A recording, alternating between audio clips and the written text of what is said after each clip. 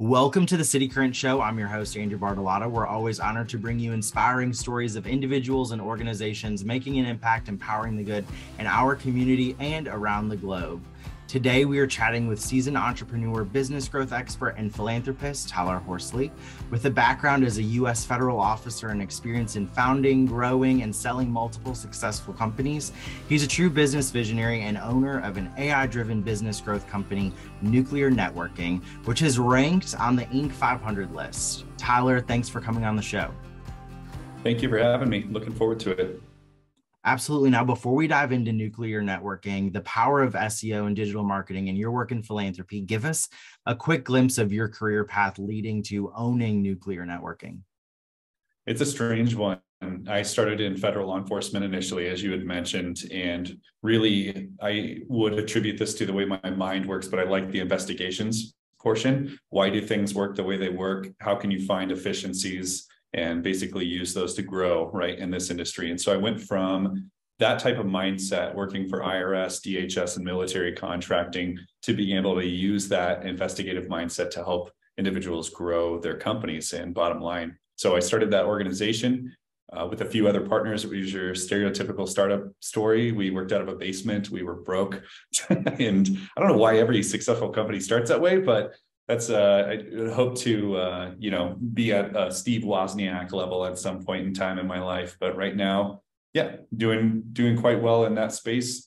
We actually built the organization and sold the organization last year to a private equity group, to which I'm now a partner.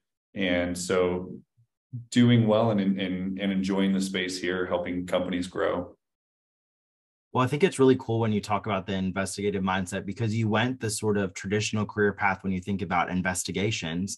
And when it comes to being an entrepreneur, a serial entrepreneur, like thinking outside of the box, yes, I can go the, criminal justice route and do sort of traditional investigative research and such. But then you can think outside of the box and say, how can I use this in a career that may not always have that mindset, and then be able to grow it that way. Share some insights on how you've grown Nuclear Networking from this startup to a multi-million-dollar business, utilizing the importance of networking and this futurist mindset as well.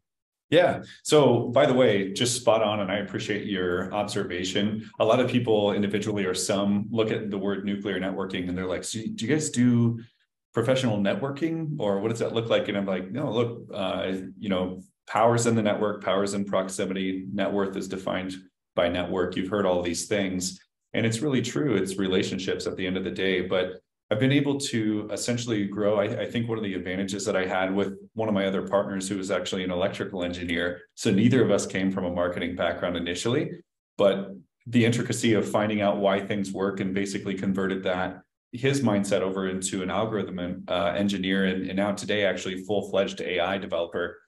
We looked at the industry and understood the entire mechanics, and from a positioning standpoint, it made sense. As you can imagine, behavioral detection and some of that type of training translates quite well into sales and marketing, just in terms of anticipating human behavior and response.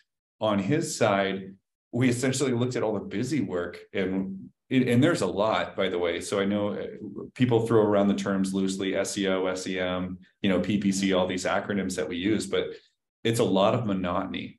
And we invested fairly heavily in AI early. We developed a 27 tool stack platform where we essentially were able to optimize on-site SEO technical. Over about 52% of that busy work was able to be fully automated. And that, I think, gave us a leg up. I know that it's kind of strange, but there was this, the saying, it's like when everything's on sale, nothing's on sale. I think the same is true in marketing. If everybody is doing the same things and chasing and rowing in the same direction, there is no core differentiator. And how are you to stick out above the crowd against your competitors if the company that you've hired is doing the exact same things as the competitors? And so that just kind of helped us from a cost efficiency standpoint, being able to automate some of that busy work, to which I do think that this space is going to change dramatically, and it already has.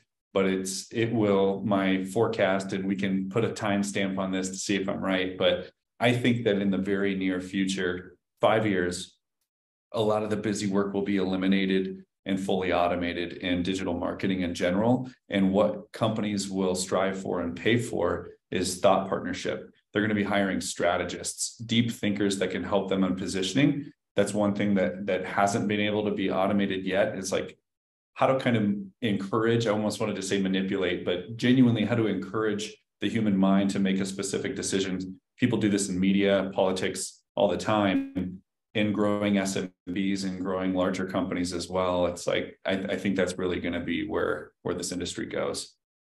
I love that. And we will hold you to that 5 year Yeah. futurist mindset there. And what I think is so cool too is that like critical thinking, brainstorming, those are things like you said that like AI hasn't been able to really master well when it comes to like the thought, like the empathy part. And so I think it'll, like you said, like having these prompt engineers and those that like really understand what it means to like use this data and provide data to AI to help work smarter, not harder, will be key. So let's dive in a little bit to AI. How do you see the power of AI? And you've mentioned it being harnessed to optimize digital marketing strategies and tactics, such as like data-driven targeting, personalized content creation. And how will it better drive results and ROI for businesses, even from a smaller, maybe franchise that you'd work with? Sure. I would add the caveat as well at the time of this recording. Speaking of Wozniak and Musk, they are one of over 1,000 plus people who just signed a letter to ask for government intervention and to pause the development of AI. One of the biggest things so maybe I need 5 years and 6 months. Okay. But one of the developments that I saw that was both cool, but a little bit, terrifying. I agree with you. And I don't think AI is obviously not sentient at the point of this recording, but at the latest release, ChatGPT 4, the AI actually hired a human, lied to the human to get them to pass CAPTCHA, which I actually just think is hilarious. Like for as advanced as our AI, like you can't select what the stoplights are. Come on, man. Right. So anyway, so it works. Yay, we did well. CAPTCHA works for now. But he basically, or the AI basically hired a person on kind of like an Upwork type of a website. And when the person said, "What are you, a robot? Why can't you pass CAPTCHA?" It lied and said that they were visually impaired. And that's terrifying. So, I mean, all these iRobot, I can remember I grew up, born in the late 80s, grew up 90s kid. So I've seen all these robot movies, but it's like, there's the laws of robotics, and they've already they openly lied to a human already to get what they wanted in the physical world. And so with that being said, I do think, I don't know, that's a really hard, it's really hard. Government regulation, is it good? Is it not good? But outside of that, related to targeting, I do believe, intent as an example. So right before our recording here, I had a little AI bot that we kicked out before the podcast started. And that already calculates intent of conversation. So I can sort our conversation by 45% of it was happy, 28% was neutral, and then you have all these other variants, and the AI will actually summarize the entire conversation, like main points. Then I can sort by happiness and eliminate everything else, or the opposite could be true. So when you look at marketing and you look at perception, readability scores, and how people typically interpret data, and all this is regular training, like humans are still training this thing. It's not completely out on its own.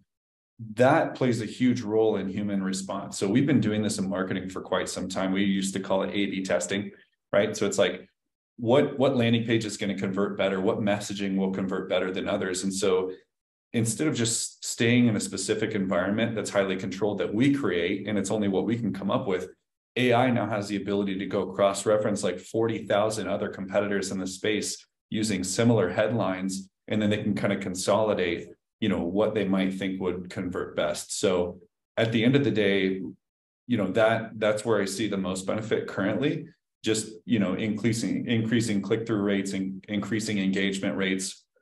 Again, and it's kind of a negative. They're already doing this in media. You can see this all the time. They'll say anything to get the most clicks, whether it's true or not, unfortunately. But I think outside of some of the dark sides of this, I've seen it help tremendously already, bringing down costs for businesses to be able to compete. Are there any specific AI tools that you feel comfortable with sharing that you think entrepreneurs, business owners using it for personal brand are like key?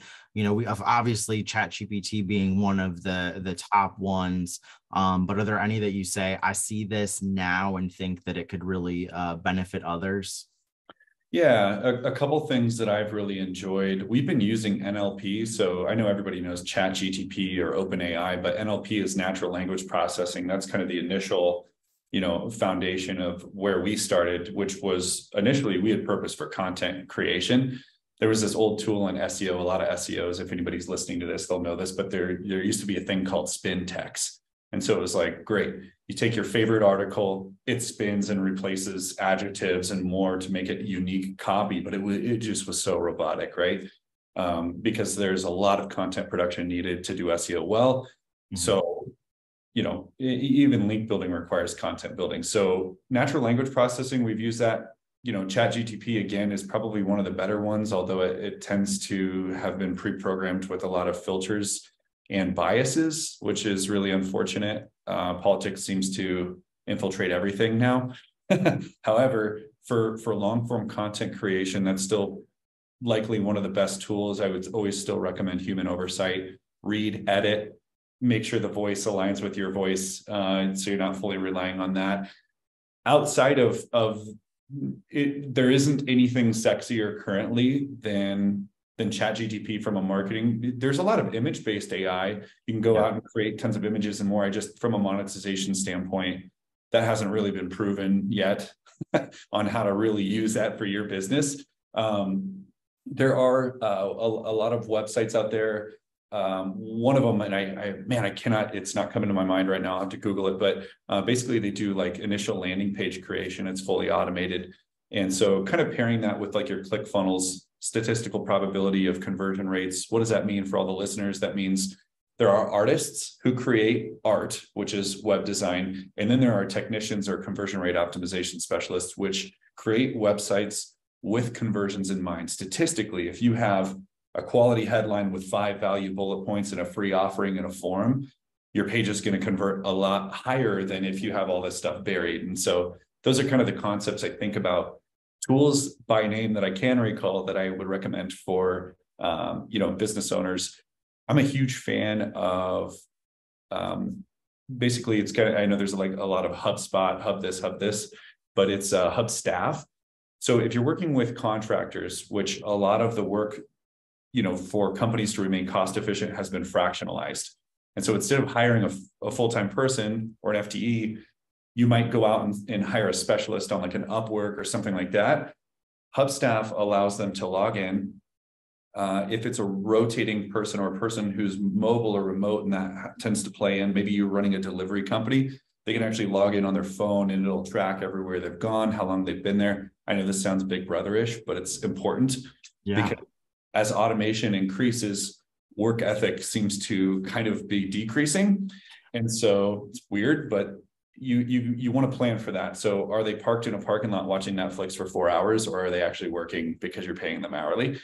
Secondly, if it's a fully remote person, Hubstaff also randomly takes screenshots every couple minutes. You can adjust all these settings, by the way. So if you don't don't want this to come from weird government guy on a podcast here, but like that stuff is important, and it calculates efficiency scores. So if they haven't touched their keyboard or their mouse in 4 hours, are you still paying them hourly for a job? So from a cost efficiency standpoint and a true accountability standpoint, which is where we're really trying to stretch here with this full remote workforce culture that we have, that's been a really great tool.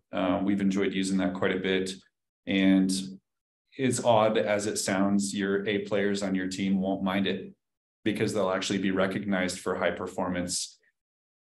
C players on up will not like it as much because it will hold people accountable. So Hubstaff is great. It's really cost efficient. And Go High Level is the last tool that I'd say is really great. If you're a new business owner and you're thinking, what do I do? How can I grow my business at a cost efficient rate? I would be watching YouTube videos over and over on Go High Level. It's a really cost-efficient, consolidated platform. It's HubSpot meets Salesforce meets, ClickFunnels all in one. And I think we pay $400, $500 a month for unlimited licenses. Like it's really cost efficient, but that would allow you to basically put up a landing page, drive ads to that page, A/B test. You can integrate AI chatbots, SMS, email, manicuring, all this stuff. I know I'm just throwing out a lot of terms, but any small business owner, I'd look into go high level. That's great. That is some great advice there. And like you said, it's so interesting to have all of these subscription-based tools that these businesses can utilize and really take them to the next level. We talked, being nuclear networking, the networking part is very important. And so is philanthropy and giving back. And that's a huge part of your core values. Can you tell us more about the impact companies and nonprofits you're involved with, like No Kid Hungry, the National Alliance on Mental Illness, to name a few, and how you leverage your skills and network for social good? Yeah, absolutely. And thanks for reading the site, by the way. That's great. Of course. I was like, wow, how does he know this? So I'd say, so just in general, from a mindset perspective, I think it's worth notating different people give back for different reasons. And let's call out the obvious. Some just give back to feel better. Some give back, but I guess an economic value, it might be like one millionth of their core value, and it's just kind of something to do. Others who I typically work with, they're just sold out. Their entire life is just about helping humans. That's it. And some of these individuals that I work with, I could give them $1 billion in cash. Should I ever find $1 billion, I'll let you know. But and I would trust them. I'd probably come back and there'd be interest on the money they've earned for me. Like they're just. And it's super encouraging to me, and I want listeners to hear this too, regardless of what you're doing. Like there are still people out there, regardless of the news, regardless of what you see on social media, that fully exist to serve others. 75% of those actually religious-based charities are responsible for all the giving in the United States.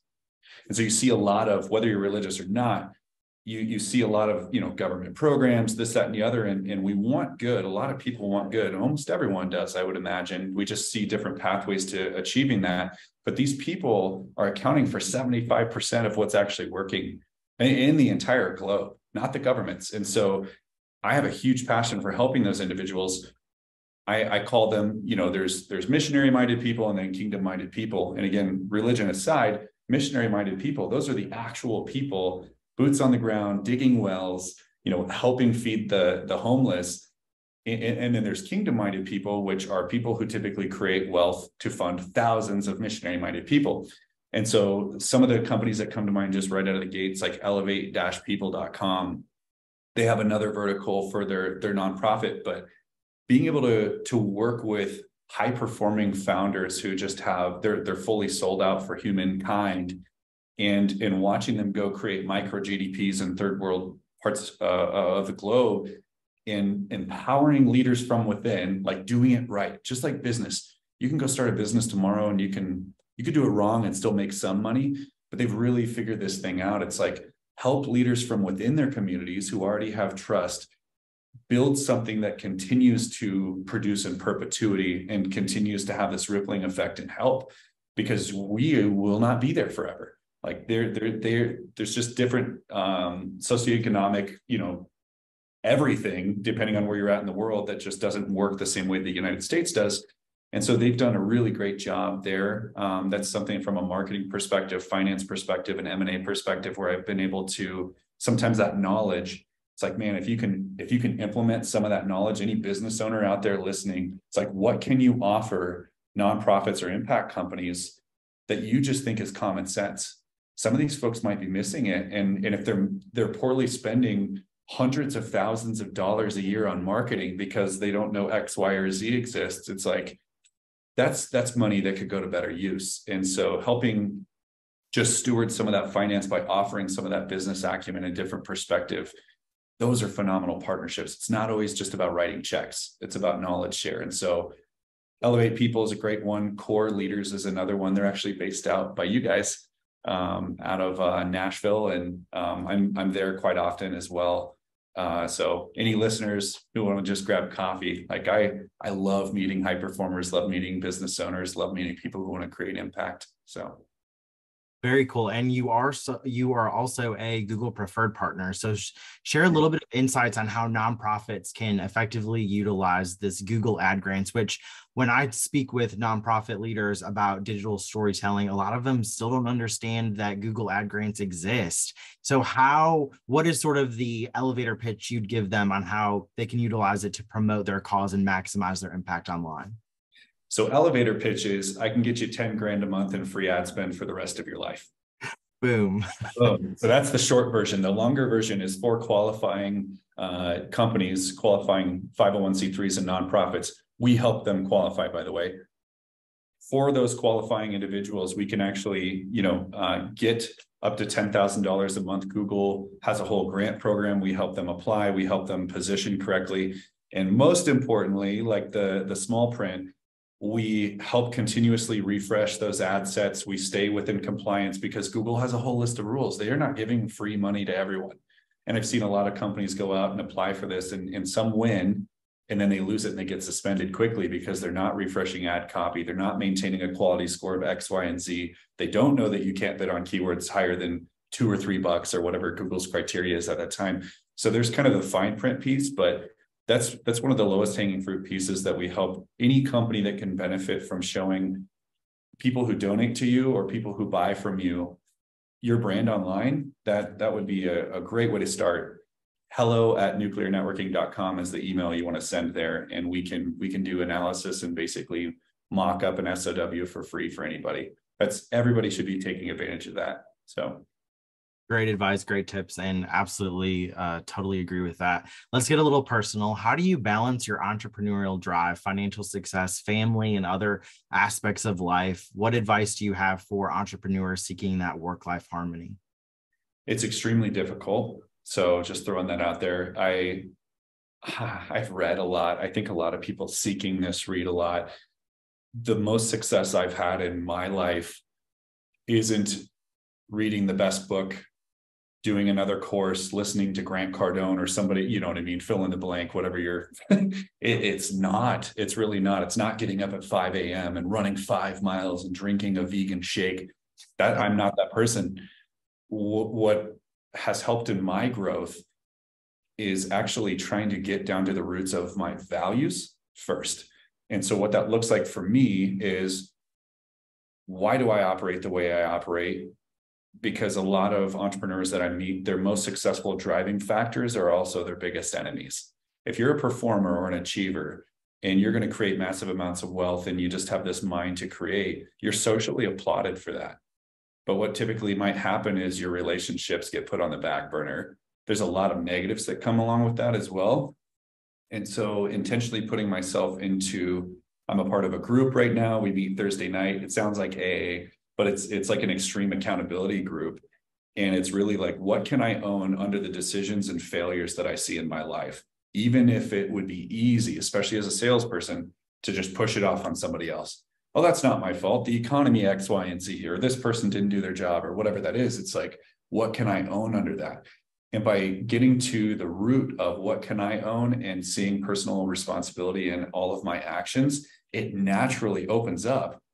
Wow, like where else does that show up in my life? How am I showing up as like a father or a husband or a friend and a business leader, not just business? Because holistically, if your home life is good, whatever that means to you, like it's going to spread into other areas of your life. If your personal life is on fire and you're killing it at business, you will be a miserable person, more than likely, from experience, right? So it's like, it's probably a different answer than you were expecting, but that's really what I have been delving into. And the more I grow looking at myself and how I operate, the better I treat other people and the better my life gets. So a rising tide lifts all boats. And when you're successful in your home life, it will trickle into your business life and vice versa. But you can't sort of just pretend that you can only focus on one, because it really is a mesh of all of them. Right. So if people are interested in working with you, what does that look like? Where can people go to follow you, read your blogs and insights, and support your efforts? Sure.